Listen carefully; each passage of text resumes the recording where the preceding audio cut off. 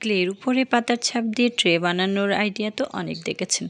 এখন যদি ডিফারেন্ট কিছু দেখাই তাহলে কেমন হয়? আসসালামু আলাইকুম এভরিওয়ান, কুটুম পাখিতে সবাইকে স্বাগতম। কচু পাতা দিয়ে ক্যান্ডেল হোল্ডার বানানোর আইডিয়াটা কিন্তু অনেক আগের। ভেবেছিলাম গাছের পাতার উপরে আমি ক্যান্ডেল রাখবো, সব দিকে আলো থাকবে আর মাঝখানে থাকবে গাছটা। আমি এখানে হোমমেড ক্লেটা ইউজ করেছি। প্রথমে ক্লের উপরে পাতার ছাপ দিয়ে আমি একটা পাতার শেপ নিয়ে আসছি। এটা দিয়ে ইন্ডিকেটর দিয়ে কেটে আমার পাতাটা রেডি হয়ে গেছে। এখন জাস্ট কেটে সুন্দর করে আলাদা করে এটাকে আমি ড্রাই হওয়ার জন্য রেখে দেব। পাতার ছাপটা যে এত সুন্দর হয়েছিল আমার আসলে ধারণা ছিল না যে এটা এত সুন্দর হবে। আমি এখানে 3টা পাতা বানিয়ে নিয়েছিলাম। 3টা পাতার শুকানোর পর সেট করার পরে এটা তেমন একটা ভালো লাগছিল না। আর আমি যেহেতু ক্যান্ডেল হোল্ডার বানাবো, তো এটাতে সাজানোর জন্য কিছু ফুল দরকার ছিল।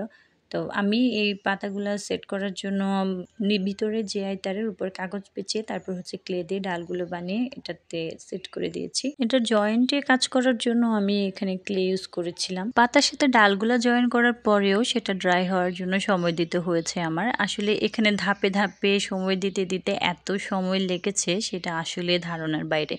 তো যাই হোক, তারপর হচ্ছে আমি এখানে ফুল বানানোর কাজটা শুরু করেছি। ফুলটা সেম প্রসেসে আমি এখানে একটা কাগজের উপরে কেটে একটা ফর্মা বানিয়ে সেটা কেটে ফুলটা শেপ করে ফুলটা বানিয়ে নিয়েছিলাম। তো এটা হচ্ছে কেল্লা লিলি একটা ফুল। এটা বানানো খুবই ইজি।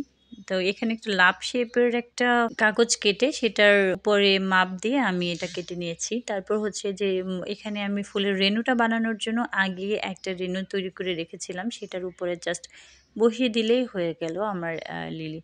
এই তো আমার লিলিটা এখনো খুবই নরম, সেটাকে শুকানোর জন্য আরো সময় দিতে হয়েছে আমাকে। ফাইনালি আমি 3টা ফুল এখানে বানিয়ে নিয়েছি। 3টা ফুল জয়েন করার পর এখন আমার হচ্ছে পাতাগুলোর সাথে আমি ফুলটা কিভাবে জয়েন করব সেটা দেখাচ্ছি। এখানে আপনাদের সাথে একটা কথা শেয়ার করি।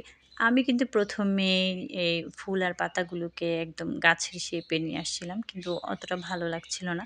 পরবর্তীতে সেটা আমি আবার ভেঙে নতুন করে একটু ডিফারেন্ট টাইপের করতে চাচ্ছিলাম, তো এইভাবে করা আর কি। এইটা আমি পেপার ক্লে দিয়ে করেছি। ভারী কিছু দিয়ে হচ্ছে আমি পেপার ক্লে দিয়ে এই ডালটা তৈরি করে নিয়েছিলাম। এটা শুকানোর পর হচ্ছে আমার এখন সম্পূর্ণ রেডি। অন্যান্য কাজগুলোর মতো এই কাজটা আমার কাছে খুব সহজ ছিল না। এটার জন্য পাতা বানাও, ফুল বানাও, ডাল বানাও, টব বানাও, সবকিছু আলাদা আলাদা বানিয়ে সময় দিয়ে শুকিয়ে তারপর হচ্ছে আমাকে কাজটা করতে হয়েছে। তো এটা শুকিয়ে যাওয়ার পরে এটাতে হালকা একটু আমি সাম পাউডার আর গ্লু মিক্স করে এটা ব্রাশ করে নিয়েছিলাম। তারপর হচ্ছে ওটা শুকানোর পরে রং করে দিয়েছি। পাতাগুলো আমি সবুজ রাখবো আর অন্য ফুলগুলাকে একটু কালারিং রাখবো যাতে সুন্দর দেখা যায়, আর লাইটিং করার পরে যেন সেটা ফুটে ওঠে। এটা আসলে যার ব্যক্তিগত ব্যাপার যে আপনি পাতাটাকে কালার করতে চাচ্ছেন। একটু হালকা হলুদ দিলেও হয় আর একটু হালকা গ্রিন রাখলেও হয়। তো আমি গ্রিনে রেখেছি এখানে পাতাটা, যে কচু পাতার যে কালারটা সেটাই আমি রাখার চেষ্টা করেছি।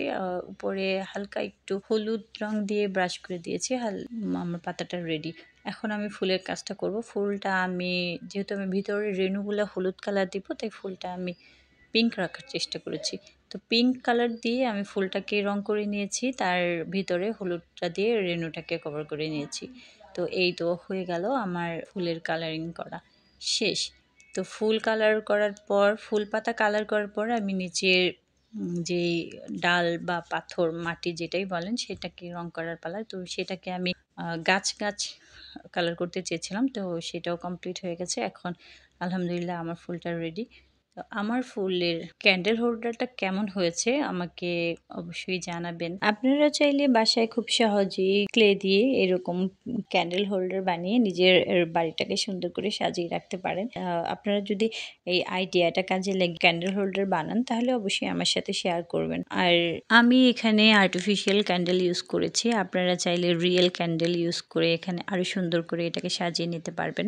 সবাই ভালো থাকবেন, সুস্থ থাকবেন। দেখা হবে পরবর্তী কোনো ভিডিওতে। আর হ্যাঁ, আমার ভিডিওটা ভালো লাগলে একটা শেয়ার করে আপনি আরো মানুষকে দেখার সুযোগ করে দিবেন।